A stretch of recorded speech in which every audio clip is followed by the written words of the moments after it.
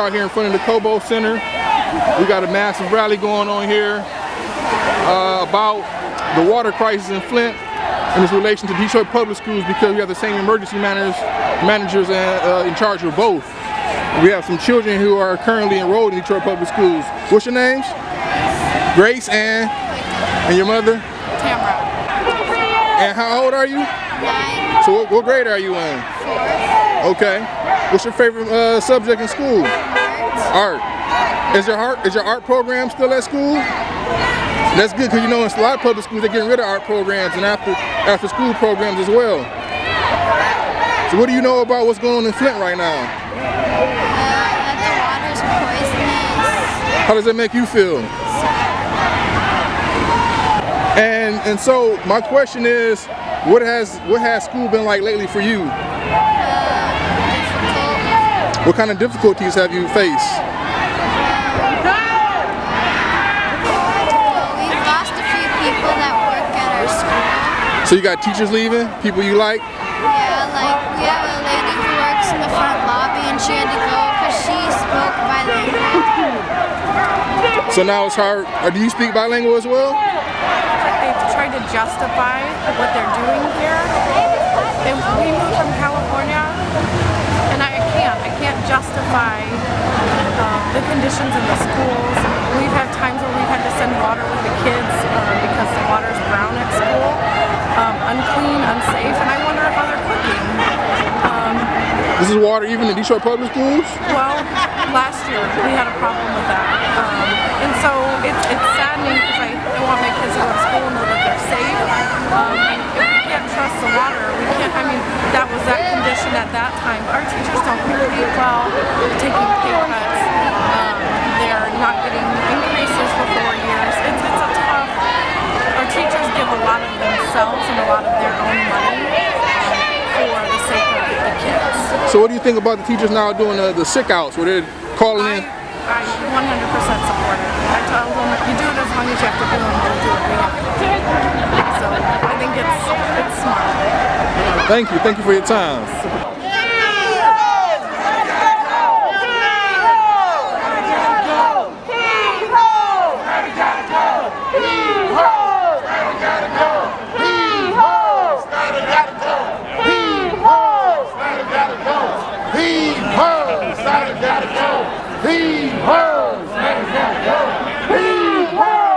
So you all from Flint? No, we're from here, brother. From here, okay, right, okay. We're talking about Obama's schedule.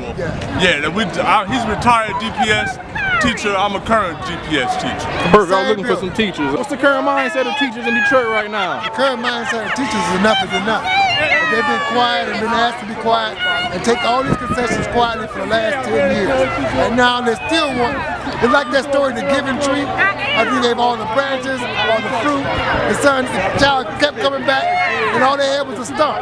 Well, as you can see, these teachers want to stump the yard right now because they have nothing else to give. And if we don't fight for our students, nobody else will. And consider what he did here. That's what it's all about. That now you're going to send the same government official, governor going to send you the same man that poisoned the water down here to help finish drowning our kids in debt. From my understanding, they've been doing this for a long time too. This ain't nothing new, correct? Since 1999 when they first took over, man. I'm talking about even back when they were doing experiments with syphilis, when the Tuskegee Airmen. I mean, if you want to go back, man, please, take it all the way back. Yeah. Take it to the back when they first did the genocide for our folks. I mean, I'm glad we're here because I would hate to think what an all-white America would be without the consciousness of the African people. And I think John Henry Clark said it best. We gave the world its first humanity. Yes, we got to make sure we give the world its second. And so at this point in time, we as a people have to help lead and let people know what humanitarianism is. We gave the world humanitarianism. And if we don't know what it is, then there's not a race in the world that knows what it is. We know. We ain't got to beg and steal no more and argue that point no more. And the more we know, our people die. How long do you teach for? Malcolm X Academy. How long were you teaching? 23 years. Since its inception. That's why we became ground zero. Because we were about to go district-wide African Center education. And every school K to 12. Imagine what that would be for generations of children. Nobody had to drop the bomb on us, man. They had to. Because we ever awaken us to our real right mindset, we'll stop killing each other for sure. Absolutely. And then we'll start working together even more so. I used to go to jail because they were fighting for our parents. When their parents were being shackled and put in jail for the civil rights movement. Now our youth are going to jail as some kind of sick, twisted rite of passage. You know, I did my easy time. Like there's an honor for them to go to jail with no purpose. So we have to change the mindset of our people, not just our young people, but they're watching us. We have to change of our seniors on down to our babies. Then we get the job done. Absolutely. Absolutely, Bob. And so what can we do to reconnect a lot of the youth with the elders? Because I see that's a big gap too. Well, that's a gap because the elders have to go back. Our elders are being programmed to be scared of our youth. When we listen to the youth, when our music of our youth now, we got, how do we go from brothers and sisters in our music to niggas and bitches? And then it's all over. But you couldn't even use those words on radio. Remember when that was censored? Right, right. So now you can use those words. In fact, you hear the B word being bandied about by everyone. We need to make sure our young people start to honor our elders, but our elders start to respect the generations of our youth for what the torture that they're going through and how they dropped the ball. Our children did not generate this madness, and so if our youth looked at us as the ones that should have been empowered to help them overcome this, and we didn't, then they have a right to look at us like we dropped the ball. But the two must come back together, and the only way you can do that, culture. Culture is the only way to bring the two halves back together. And until we get our culture back in our people, they're not going to be able to bring those generations. Because our youth are going to look at our elders as something to pray on, and our elders going to look at our youth as something to pray for. Appreciate your words, brother. All right, Bob. Anytime.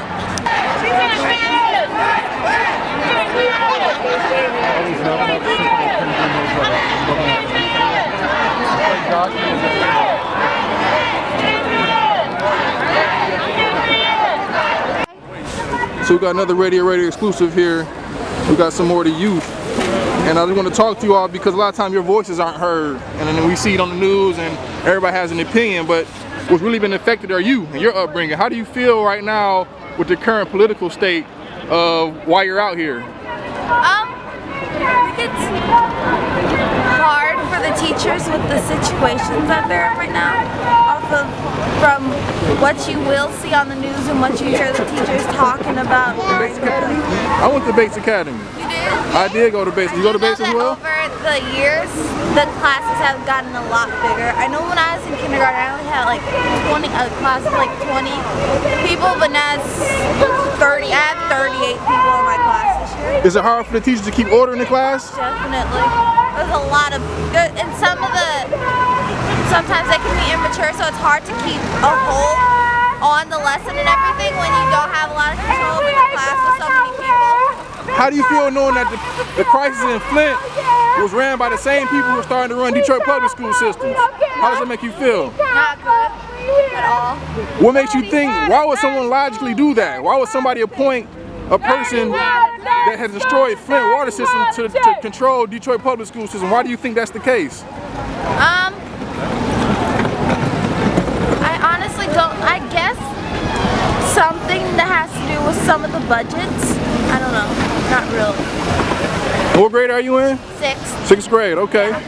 And what grade are you in? 3rd. Okay, okay. Teachers ever talk to you about any of this stuff in the classroom? Were they? Not my teachers, but I know my mom works at Bates too. She's the kindergarten teacher. Okay. So I know that she talks about it. My teachers from last year talk a lot about it. A few of my teachers talk about it, but yeah. Let's talk to Mom for a quick second. How's it going, Mom? It's going well. So you're a teacher at Bates? Yes, I am. And what's the climate at Bates Academy in the school and teachers' perspective like? Just from the governor and the EM, the service that they're doing to our Detroit public school students, and also as educators treating us unprofessionally, and the things that you being an alumni of Bates that it used to have, the arts, the music, right, Swahili class, French everything, class, the foreign language. Foreign language, I don't think we've had for 2 years. Wow. So, and it's one of the tools of the city. So, we just want quality education. Our our kids in Detroit deserve as good of education as the communities around us. That's all. Is there any conversation about the history of the country, about how they've done certain things like this in the past? Yes. Does that ever come up? Yes, especially coming off the King holiday, how, you know, if you sit quiet and say nothing, then people perceive everything as being fine. And sometimes you gotta be a little uncomfortable, you gotta be a little cold in order to stand up for yourselves and let people know what's going on in the community. Absolutely. So that's why we're out here today, and that's why I have my kids out today, because this is a living, breathing field trip for them. We appreciate you. We have more Alright, parents thank out you here so doing much. this. You know that you're good to the children, the kids grow up with it, and it changed the culture. So we That's thank right. you. Thank you so much. Ashe. The whole city was poisoned. You're not gonna have me here with no respectability politics. Now I respect y'all, but y'all gotta understand these different tactics. I'm not with that shit. I worked in the government, okay, and I saw them do that, okay? And if that was me that forged some documents, I'd be out of there in cuffs right now. I'd be in fucking jail. I'd be through the jail. I'd be doing a grand jury indictment. But for the fact that you got the people running this place that could set the rules, you know, Snyder could blow it up. Oh, it's just a mistake. Had it been you, had it been Sam Riddle, oh, motherfuckers would be in jail. We'd be on Fox News and everything else. So Had they find a way to blame ISIS, this shit would be national. Right. This shit, we be going to war again. they'd be treating you worse than ISIS, man. We tryna get you over that grid.